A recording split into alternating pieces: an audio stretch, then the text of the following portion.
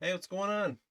I'm going to read you something from this little book right here. It's called A Hero with a Thousand Faces by Joseph Campbell. You've probably heard of it, obviously. But I wanted to bring up something that I really kind of feel on a deep level, and then we'll explore it. This is in the section called Return, Chapter 4, The Crossing of the Return Threshold. So we are learning about this book, which is Joseph Campbell's A Hero of a Thousand Faces, which he describes in vivid detail the hero's journey. A localized mythologies spread throughout history and throughout culture, how they all echo some sort of truth of a hero's journey, to which he's using this idea of the monomyth, where it's this very mythic idea that we all keep coming to terms with. And one of the main arguments that he kind of will make in this, because of its time, is this has a lot to do with our psyche. This has a lot to do with our inner mind and how it works. This isn't about saying all myths and all gods are the truth in the sense of they really existed and this really happened. He expressly says you have to stop looking at this kind of mythology and religion, stop looking at it historically, biographically, and scientifically. That's ruining the concept. What he goes on to say is mythology and or religion, in our modern idea, is born within the mind. It is a concept that is a psychological journey that we all take individualized, and each mythology, each religion is a localized understanding of what these people, this culture, deems to be something worthy of being said person. It's very complex and complicated, I understand. But I wanted to go into this part here that talks about coming out, this return journey. Like you go through all these trials, you're in the underworld, you're in this other place, and you're coming out of it. You face the dragon, you face the bad guy, you've done all these things, you bring out the elixir of life. And this is the thing that I think is important. It says, the two worlds, the divine and the human, can be pictured only as distinct from each other, different as life and death, as day and night. Hero adventures out of the land we know into darkness. There accomplishes his adventure, or again is simply lost to us, imprisoned or in danger, and his return is described as coming back out of that yonder zone. Nevertheless, and here is a great key to the understanding of myth and symbol, the two kingdoms are actually one. The realm of the gods is the forgotten dimension of the world we know, and the exploration of that dimension, either willingly or unwillingly, is the whole sense of the deed of the hero. The values and distinctions that in normal life seem important disappear, with the terrifying assimilation of the self into what we formerly only was called otherness. As in the story of the cannibal ogress, the fearfulness of this loss of personal individualization can be the whole burden of the transcendental experience for unqualified souls. This is a story about this woman who ate her sons. She ate both of the sons, and the father came back. He's like, "Where are my boys at?" She's like, "I don't know." And he kind of realized she did it, and so he got her. I don't remember how he did it, but he was able to get her to spit the kids out. And then he's like, "I got to get away from this woman, this evil woman." And so he tricks her and he goes around the village and says, whenever she calls for us, I want you to answer here. And he goes to this part of the village and then I want you to answer, and then blah, blah, blah. And so they flee in the boat. And when she's like, oh my God, they're gone, she calls out to them, and each person in the village confuses her and takes her on the wrong end. And by the time she notices, they're way off on the river, just totally gone. It's a weird little mythology, but that's what he's trying to say here.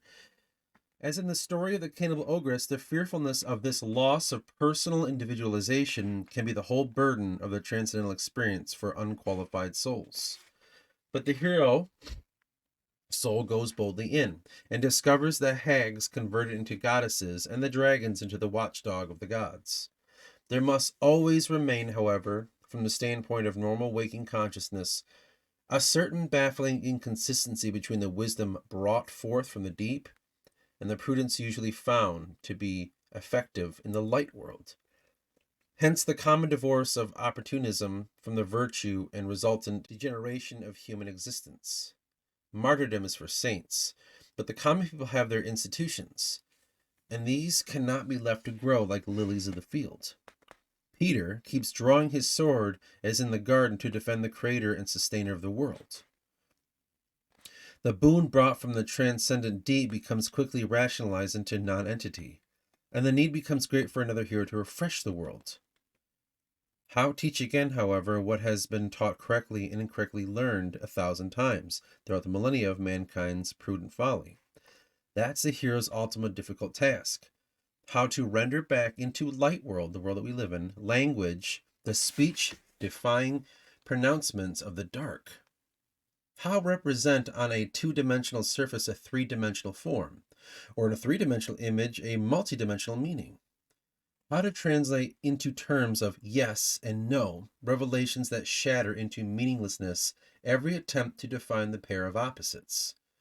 How to communicate to people who insist on the exclusive evidence of their senses the message of the all-generating void. This is something anybody that diverges from the path can understand and relate to. But that point that Joseph was making there was, this transcends when you walk from the path of your society. You're supposed to be here. You're supposed to do this. This is the job you're supposed to have. You're supposed to think this way. You're supposed to feel that way. Look around you. That's where you exist as a human being. Move this. So when you diverge from that path and you walk into this unknowingness, into the internal parts of yourself, and you have this journey through the void, through the darkness, through those trees of this deep, dark forest, you're able to come back with something that only you can understand. Something that transcends all human thought and human belief. My favorite quote from Joseph Campbell: "The best things cannot be told because they transcend thought. The second best are misunderstood because they are the thoughts that are supposed to refer to that which cannot be thought about. The third best are what we talk about."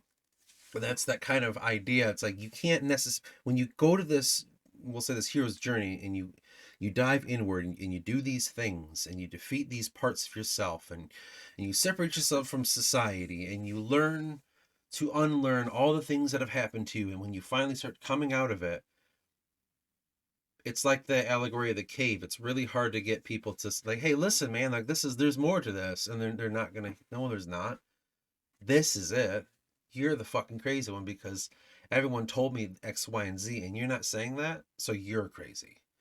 And that's how our culture always is, from how we think scientifically to how we think culturally, racially, or sexually. I don't know, like all these aspects of our thoughts are created in this big thing that we agree to. I always kind of thought in my life, the more that us people all just agree on something, the more I start to question, like maybe that shouldn't be something we think about then. Because that's how people are. We keep ourselves in these little bubbles of ideas. And we minimize our experiences because we're just repeating what other people are telling us to say. I don't like this thing. This guy told me to say this, so I'm going to keep saying it forever and ever. Because that's how I feel. Everybody does it. It's weird when you really look at life like this.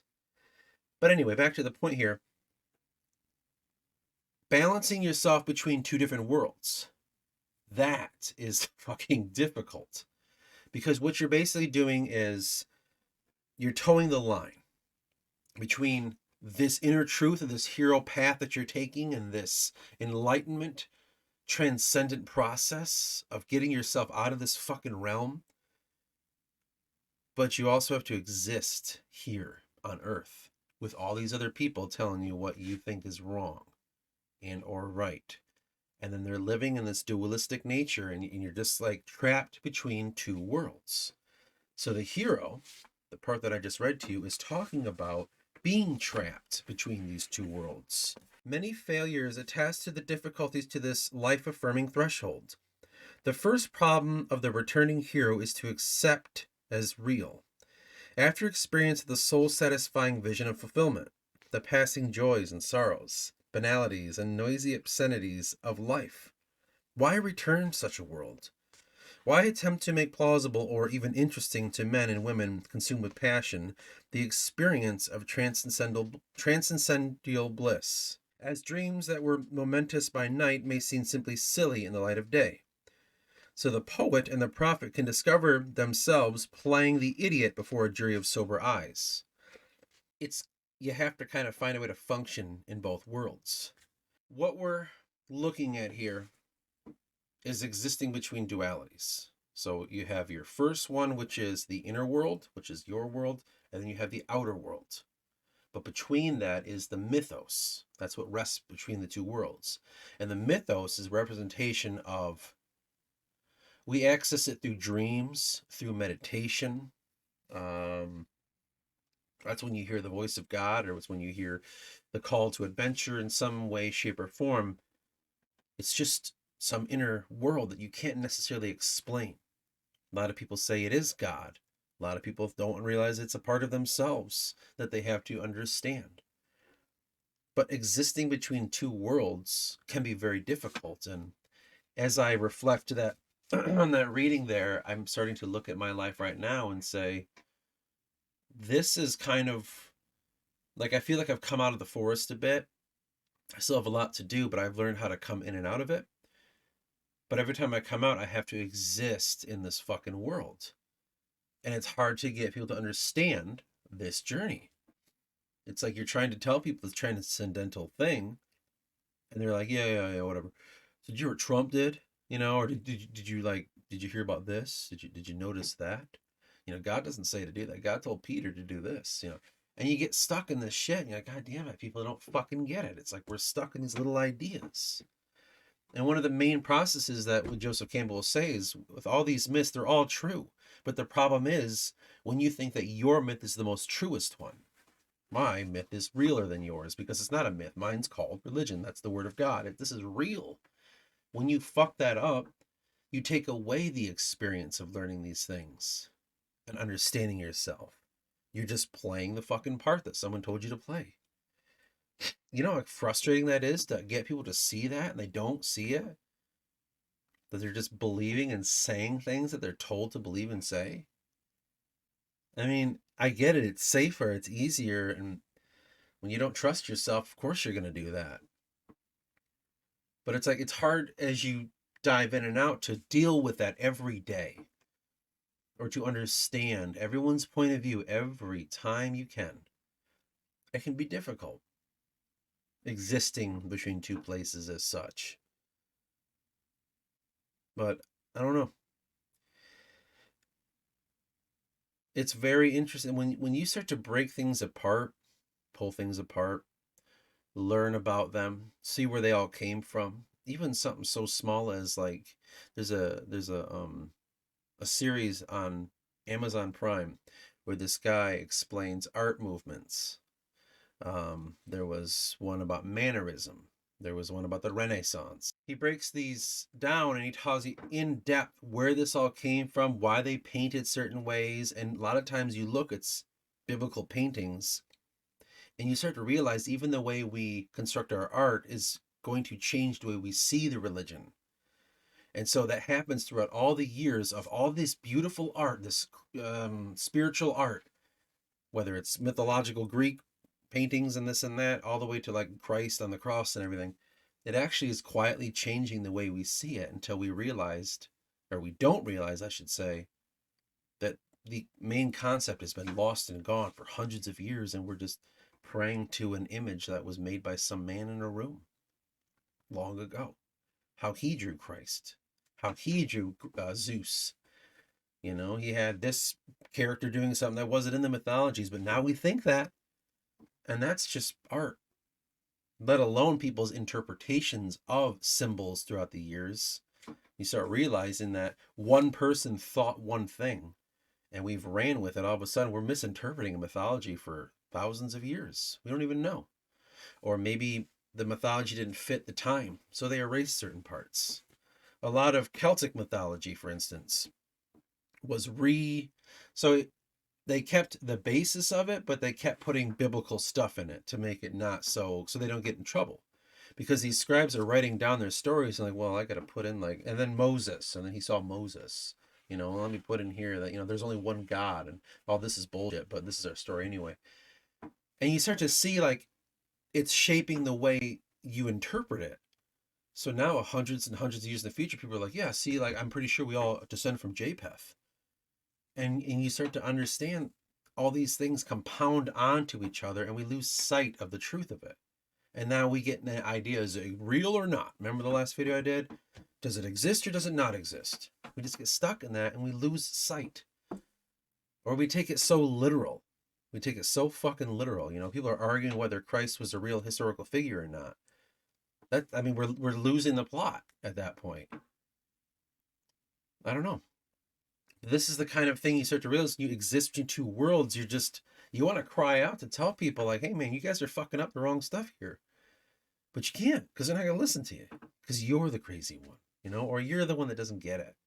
Like you need to, blah, blah, blah, whatever. And it's kind of difficult when you exist in this place. And I know I'm not the only one with that. There's many, many, many people. But that means nothing. Because you can't really unify a soul experience, can you? You can't really unify like my personal soul journey into self to learn this inner truth. I can kind of relate that to someone else, but at the end of the day, I'm the only one that knows how to handle whatever I learned in slaying my own dragon, as the metaphor goes. Can't really do anything about that.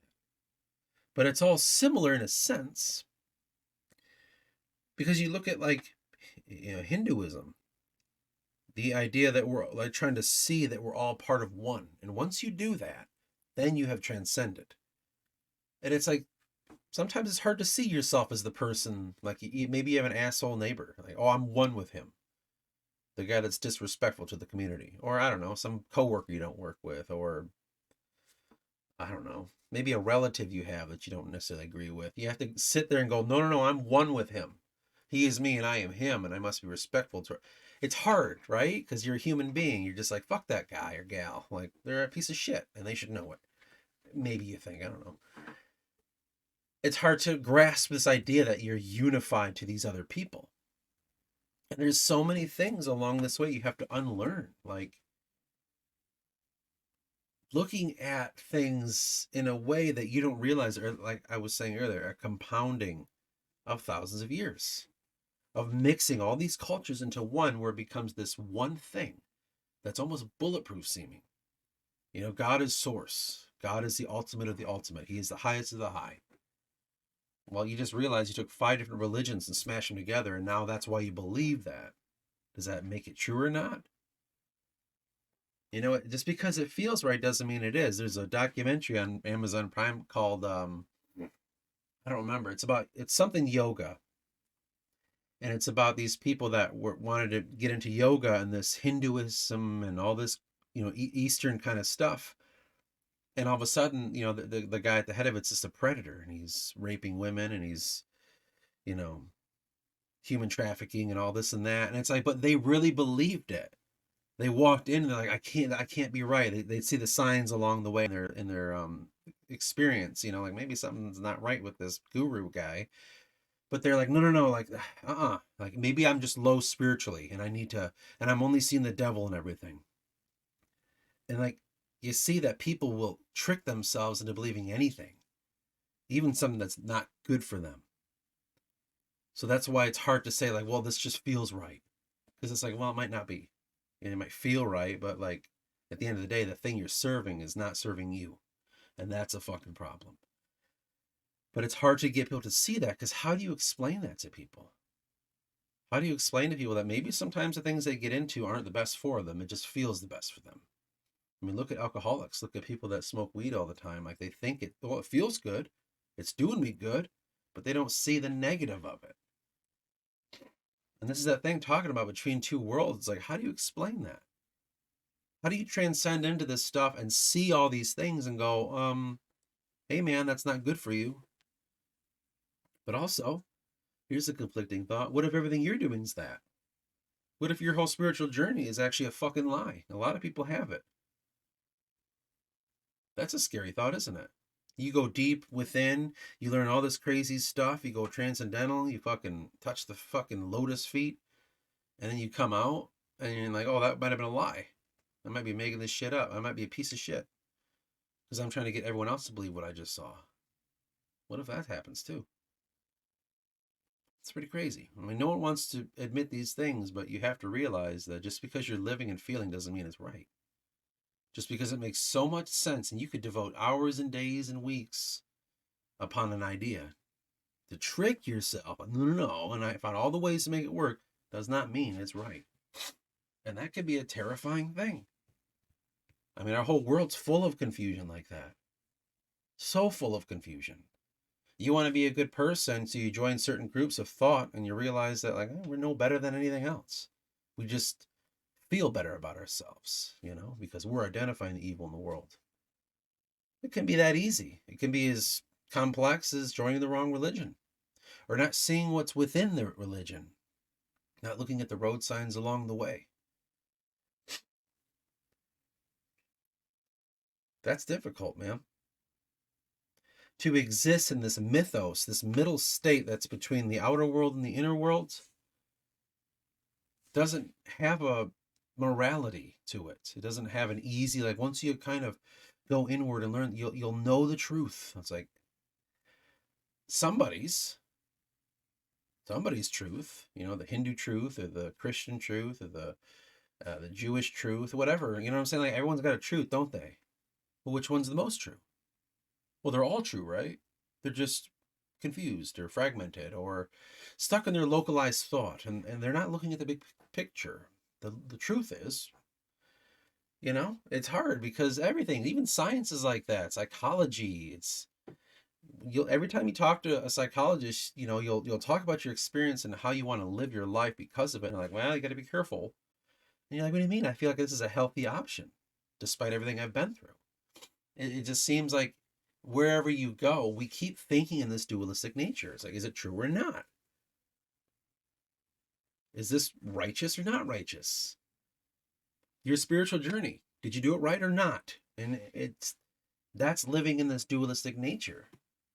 And I think truly, this is just how I am now, at least, I think that's why I don't really believe in truth and right and good and bad, because it's like that can exist on this level if you exist within it. But I don't believe in that. I don't believe that there's any thing in there that's worth having. Does that mean that I won't be killed by someone for no reason? No, I still can be. I can live this life and someone can murder me. I'm part of the game. No matter how hard I try to get out of it, I'm still in the game. I'm sitting here in my office. Someone could kill me because they don't like the color of my eyes. You know what I'm saying? Like, it can still happen. So it's like there's that part that you have to kind of wrestle with. Like, even though you want to get out of this, even though you see outside of it, you're still in it, which means you're going to subtly still do it. That's a complex world to live in. And that's why it causes these psychoses, because you're sitting here wanting to escape, go off into the hills, go off into the mountains and the caves and learn and enlighten yourself and come one-to-one with some higher essence of yourself or a higher power or a God or whatever you want to call it. But you still got to come out and like go find food because you're still living in this nature. You don't do that. And like, and I never had to eat again. I didn't have to breathe anymore. Like, I'm done. I transcended. And maybe there's a process too that I don't understand, but so far as I know is you're still going to be a human being no matter what you think. You don't unthink a human, do you know? Unless that's what death really is, I don't know. But it's a complex world to live inside of, to live between. That's why I wanted to talk about this, living between two worlds. It's not anything that anyone's ever going to say that makes it go, oh, I got it now. This guy said this or that gal said that. We're all going to suffer within this until we eventually leave this place. And God knows what comes after that. Is there another duality? Well, now it's not duality. Now it's turning out a three. It keeps going. I don't know how this shit works. But believe me, everyone's going to tell me how it works, even though they don't know. That's just kind of it makes the road very difficult because you're trying so hard to have this personal experience and personal enlightenment, but everyone around you is basically telling you what's right and what's wrong, what's good and what's bad, what you need to know and what you don't. And if you're confused or if you're not confused, I don't know. Again, as usual, I am not giving you any answers. I'm actually raising more questions than anything. But anyway, we'll cut the stream from there. What else? Oh, the last Harrius Codex episode was put up. What'd you think about that? Interesting, huh? Gotta find this one mustache. I thought that was the best one yet. I'm starting to really starting to find my rhythm, starting to kind of, figure it out with the how I like to do it with the storytelling, but at the same time in the background. I love fucking around with that stuff because I was telling someone about, yeah, I actually put a lot of, like, everything I put into those Harris Codex is on purpose. There's nothing on accident. So every character, like, if you listen to the background, some of those conversations are telling you the plot of the story. Other times they're making fun of certain aspects of humanity, or sometimes they're speaking in ways that I really feel about life and this and that, and it's actually kind of interesting. I really try to like put that all around there because where the environment is, he's always around a bunch of people, and so I had to have a bunch of conversations happening behind the story. But I wanted to like say, well, they're not just throwaway. I'm not just gonna ramble on about made up shit. Like there's what they're talking about is something's in there. Just little nuggets to enjoy for people if they want to re-listen to it, or the music. There's only one song in that video that's not mine, and I got copyright strike for it. Can't be shown in Russia or Belarus apparently. But just interesting.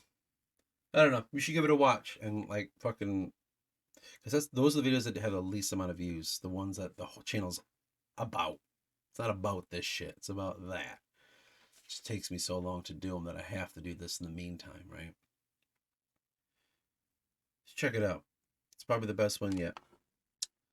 But anyway, I'm gonna get going. It's time to pop, and I shall see you in the next one.